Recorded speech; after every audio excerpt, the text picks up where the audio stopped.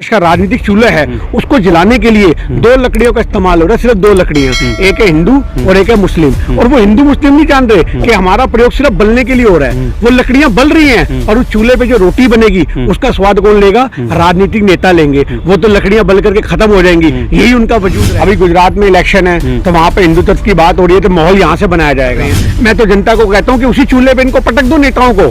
सारी सियासत इनको समझ में आ जाएगी जो धार्मिक एजेंडों को आगे बढ़ा करके राजनीति कर रहे हैं। तो प्रधानमंत्री से तो आप उम्मीद कर ही नहीं सकते कि वो इन मुद्दों पे कोई बयान देंगे।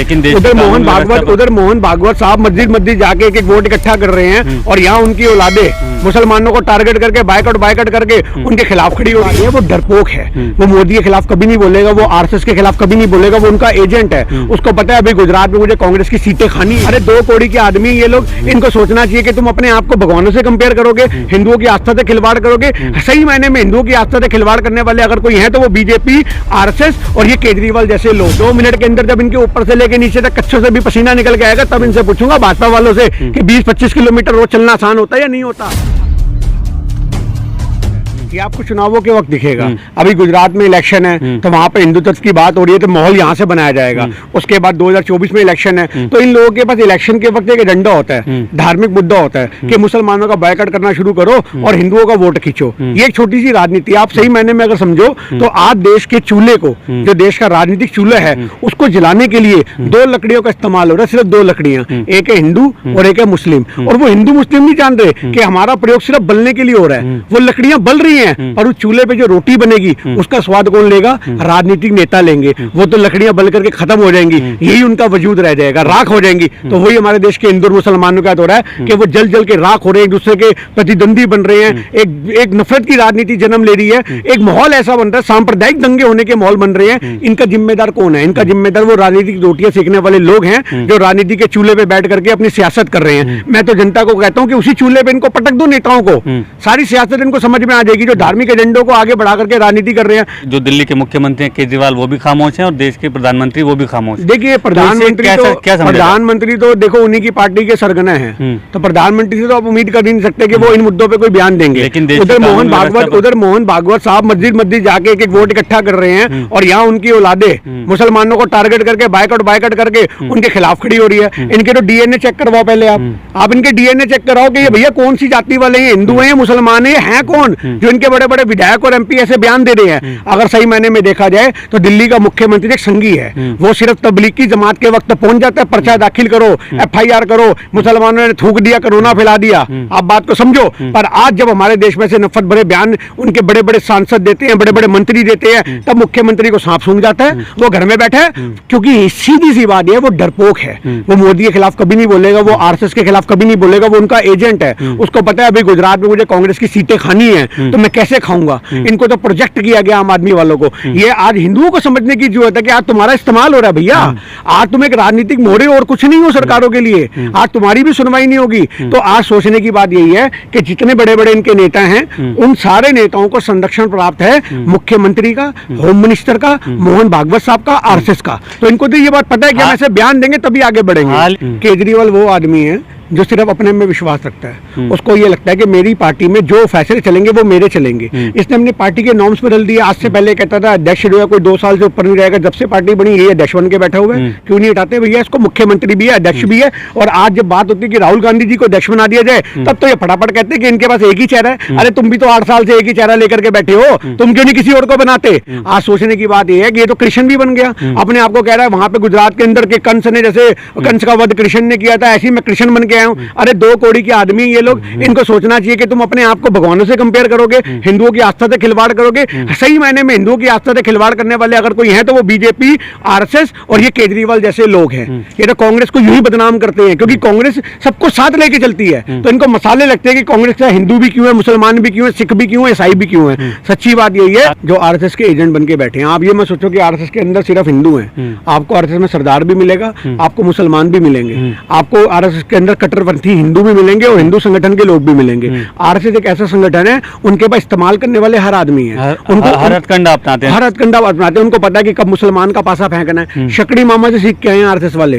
ये महाभारत में और कुछ नहीं देखते थे, इन्होंने महाभारत में सिर्फ और सिर्फ द्रौपदी का चीरहरण देखा और शकड़ी मामा की चालें देखी। आज वो चालें चल चल के आरएसएस के संगठन को इतना मजबूर कर दिया, और चीरहरण करने के बाद दुशासन जैसे लोग जो हैं वो इनके मंत्री बन के बैठे हुए हैं, कुलदीप सेंगर जैसे लोग दुशासन बन के बैठे हैं, और गुजरात में 11 आरोपियों को बिल्किस बानो के केस में रिहाई दे दी जाती है। तो आज सही मायने में देखा जाए तो आज हमारे देश के अंदर जो माहौल नफरत का बना हुआ है, इसके लिए कोई जिम्मेदार नहीं, उसके लिए जिम्मेदार सिर्फ भाजपा है। भाजपा वालों के ऐसे मंत्रियों के इस्तीफे लेने चाहिए, जनता को खड़ा होना चाहिए। और जो मुसलमानों के बाइकआउट की बात करते हैं, मैं उनसे फिर कहना चाहता हूं, कोरोना के वक्त आपने जो लोगों से कहते थे कि खून दे दो, आपको क्या पता वो किसका है? जब एक अस्पताल के अंदर, मेरी बात आप याद रखना, एक अस्पताल में किसी की माँ, किसी की बहन, किसी की बेटी लेटी होती है ना, और उसकी कोख में बच्चा पल रहा होता है, तो डॉक्टर बोलता है जाओ तुम्हारी बेटी में खून कम है, तुम्हारी जनानी में खून कम है, जाओ पहले खून लेके आओ। तो वो बंदा भागता हुआ ब्लड बैंक में जाता है, वो कहता है 2 यूनिट खून दे दो। वो ये नहीं पूछता हिंदू का या मुसलमान का है। जब आप किसी डॉक्टर के पास इलाज करवाने के लिए जाते हो तो उसका सफेद कोट देखते हो, आप कोर्ट वाले से ये नहीं पूछते भैया कौन से धर्म का है। आप किसी जज के पास जाते हो, वकील के पास इंसाफ के लिए जाते हो, तो पैर पकड़ लेते हो उस वकील के, उस जज के। तो इंसाफ वाले आदमी से ये नहीं पूछते तेरी कलम चलेगी, तो उस कलम को चलाने वाले हाथ किसके हैं? हिंदू के, मुसलमान के हैं। ये जो हवाएं चलती हैं इनको आप बांट दोगे, आज जो पानी चलता है इस पानी को मजहब को आप ढूंढ लोगे, तो आज सोचने की बात है, ये हवाएं, ये पानी, ये हिंदू के लिए भी है, मुसलमान के लिए। लेकिन ये तो सभी को सोचना चाहिए ना, जो आप कह रहे हैं। मैं बताता हूँ, ये सिर्फ वही लोग नहीं सोच पा रहे जिनकी बुद्धि भ्रष्ट हो चुकी है, जिनको मंदभक्त कहते हैं। आपके घर में किस गेहूं का आटा पिस करके आ रहा है, आपको क्या पता? कौन सी चक्की से पिस करके आया? वो हिंदू के घर से आया, मुसलमान के घर से आया?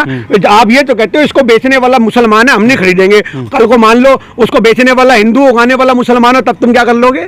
तुम्हारे घर में तो सब्जी जो है मुसलमान के खेत से आ गई, बेचने वाले हाथ वाले हिंदू के, तब तुम क्या कर लोगे? तो इन चीजों का कोई समाधान नहीं है। ये बेतुकी बातें हैं, ये बद दिमाग लोग हैं, इनको मेंटल हॉस्पिटल में भर्ती कराओ, इनका इलाज करवाओ पहले, फिर इनको राजनीति में भेजो। जब तक जनता एकत्र नहीं होगी तब तक देश का समाधान नहीं हो सकता। नेता आएंगे, बयानबाजी करेंगे, अपनी राजनीतिक रोटे सेकेंगे।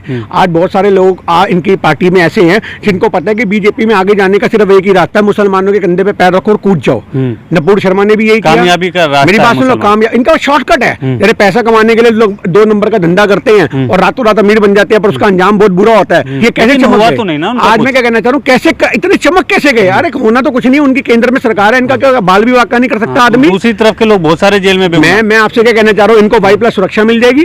आज सोचने की बात यह है कि इनको ये बात बहुत अच्छे से पता है, अगर हमें कामयाब होना है तो हमें विकास की राजनीति की जरूरत नहीं है। ये बीजेपी वाले बहुत अच्छे से जानते हैं, ना हम विकास करेंगे, ना हम देश के लिए कोई नीतियां बनाएंगे। हम सिर्फ मुसलमानों को टारगेट करेंगे, क्योंकि हिंदू लोग यही सुनना चाह रहे हैं। आज कौन से हिंदू? बीजेपी के हिंदू। मैं हर भाषण में बोलता हूँ, क्योंकि देश में 2 हिंदू हैं, एक बीजेपी के और एक देश के अन्य हिंदू। तो आज सोचने की बात है, मुसलमानों के कंधों पे पैर रख करके कूदना, राजनीति में सीढ़ियां चढ़ना, ऐसे लोगों की फजीयत बहुत गंदी होती है। मरने के बाद भी ऐसे लोगों के ऊपर लांछन लगे रहते हैं, और आज भी वो बयान भूले नहीं जाते। इस तरीके संविधान की तो कोई वैल्यू नहीं समझते बीजेपी वाले। संविधान को तो मोड़ के जेब में रख के बैठे हैं। आप क्या लगा लोगे? तानाशाही तो चरम पर है, संविधान कहाँ है? आज संविधान बचाने के लिए तो राहुल गांधी सड़कों पे है। अगर आज राहुल गांधी जी अपनी भारत जोड़ो यात्रा कर रहे हैं, वो संविधान को बचाने की लड़ाई है, वो कांग्रेस को बचाने की लड़ाई नहीं है। वो लोकतंत्र को, वो लोकतंत्र को एक बार आप निकल के देखो, 20 किलोमीटर छोड़ो, 2 किलोमीटर चल लो, लाश से है ना, यहाँ जांगों से जांगे टकरा देंगी, लाश से पूरी पड़ जाएंगी। आप बात कर रहे हो 2 मिनट के अंदर जब इनके ऊपर से लेके नीचे तक कच्चों से भी पसीना निकल के आएगा, तब इनसे पूछूंगा भाजपा वालों से, किलोमीटर चलो, दूसरे दिन अस्पताल में पड़े, ग्लूकोज चढ़वा रहे होगे?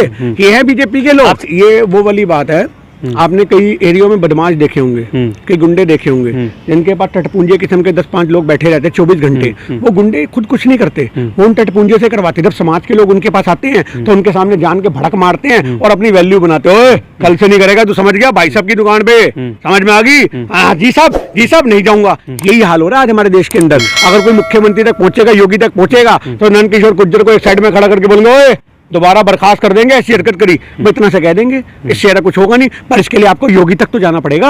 वहां तक आप पहुंचोगे कैसे? आज सबसे बड़ी बात यह है कि आप इनकी पार्टी के किसी भी मंत्री से अगर पूछोगे तुम्हें पावर कहां से मिलती है ये बोलने की, तुम्हें ये ताकत कौन देता है, तो वो बोलेंगे हमें पीछे से प्रोजेक्ट किया जाता है, हमें तो पैसा मिलता है, हमें तो पदों का लालच मिलता है कि हमारा नाम नहीं आना चाहिए, दंगे भड़काओ, हमारा नाम नहीं आना चाहिए, देश का माहौल खराब करो, हमारा नाम नहीं आना चाहिए। जितनी देश में नफरत बांट सकते हो उतना बड़ा पद। आप समझना, आज आपको सच्चाई बता रहा हूं, आज एक क्रिमिनल, एक ऐसे भी समाज के लोग हैं, मैं नाम नहीं लूंगा उनका, आज ऐसे हमारा एक समाज है हमारे देश के अंदर, जहाँ पे जब अपनी लड़की ब्याही जाती है तो उनसे ये पूछा जाता है, डिग्री नहीं पूछते, हाँ भाई तेरे बेटे पे कितने जुर्म है, आप समझना, ये एक कितने केस हैं, ये भी एक समाज है हमारे देश के अंदर कि आपके बेटे पे कितने जांच के अगर इसके बेटे में 10 मुकदमे हैं तो ये ज्यादा स्ट्रॉन्ग है, इस पे 5 या 10 से बेटी नहीं ब्याहेंगे, 10 वाले से ब्याह देंगे। तो ऐसी बीजेपी में होता है, जब बीजेपी में भर्ती होती है, बीजेपी में पद मिलता है तो ये पूछते हैं हाँ कितनी नफरत बांटी, कितने क्लेश करवाए, कितने झगड़े करवाए, कितनी FIR करवाई है, बलात्कार करा है कभी, हाथ मारा किसी औरत पे, अच्छा कहां तक की कार्रवाई हुई थी, अच्छा किसी ने लूटमार करी है, बैंक रॉबरी का प्लान बनाया है, अच्छा मर्डर तक पहुंचा कभी नहीं पहुंचा, अरे तू क्या लखेगा हमारी पार्टी के अंदर ज्वाइन करके भैया, तू तो मर्डर तक नहीं पहुंचा, अच्छा किडनैपिंग कर रखी है, चल कोई बात नहीं, इसको उपाध्यक्ष बना दो, तो जो बड़े मामले वाले होंगे वो अध्यक्ष बनेंगे। ऐसी चीजों को कैसे दूर किया जा सकता है समाज से, जिससे समाज में भाईचारे का माहौल बनाया जाए, ऐसे भाईचारे की तरफ को सब एक साथ, ऐसा तभी हो सकता है कि जब बड़ी बड़ी कमान इनकी RSS जो है जुड़ी हुई है, मोहन भागवत साहब हैं, प्रधानमंत्री साहब हैं, बड़े बड़े मंत्री हैं, जब वो आकर के एक सार्वजनिक मंच से ये बात करेंगे कि देश के माहौल को नफरत में मत बांटो, देश को आगे बढ़ाने की जरूरत है, और हम भी भारत जोड़ो यात्रा में राहुल गांधी के साथ चल रहे हैं, अभी थोड़े समय बाद नरेंद्र मोदी ये बोले, हम ये कहते हैं मोहन भागवत साहब बोले कि हम सब राहुल गांधी का साथ देंगे, आओ मिलकर भारत जोड़े। जिस दिन ये सब होने लग जाएगा उस दिन सही मायने में हिंदुस्तान के प्रधानमंत्री की सोच भी बदलेगी और देश की सोच भी बदलेगी, लोकतंत्र मजबूत होगा। जय हिंद, जय भारत।